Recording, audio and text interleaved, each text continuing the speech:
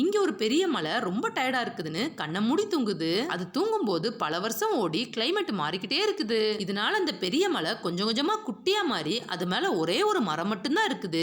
அப்பவும் தூங்கிட்டே இருந்த குட்டி மலை ஏதோ ஒரு சவுண்ட் கிட்டதால முழிச்சு பாக்குது. பார்த்தா இது மேல இருந்த ஒரே ஒரு மரத்தையும் ஒரு மனுஷன் வெட்டிடுறான். இதுவும் சரி பொங்கடான மறுபடியும் தூங்க போக அப்ப அகைன் நிறைய சவுண்ட் கேக்குது.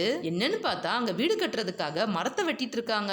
இது சவுண்ட தாங்க முடியாம அந்த இடத்த விட்டே எந்திரிச்சிருது. அப்படியே நடந்து போய் தூங்குறதுக்காக ஒரு இடத்த ரெடி பண்ணி அங்க படுத்து தூங்குது. அங்கேயும் ஒருத்தன் வந்து அந்த குட்டி மலைய தூக்கிட்டு போயிடுறான். அதை அப்படியே ரவுண்டா மாத்தி மாவரைக்க யூஸ் பண்ணிக்கிறான். இதுக்கு தூங்க முடியாம தலையே சுத்திக்கிட்டு இருக்குது. அப்படியே பல வருஷம் கழிச்சு போலீஸ் அந்த ஃபேக்டரிய மூடிட்டு கல்ல தூக்கிட்டு போயிடுறாங்க.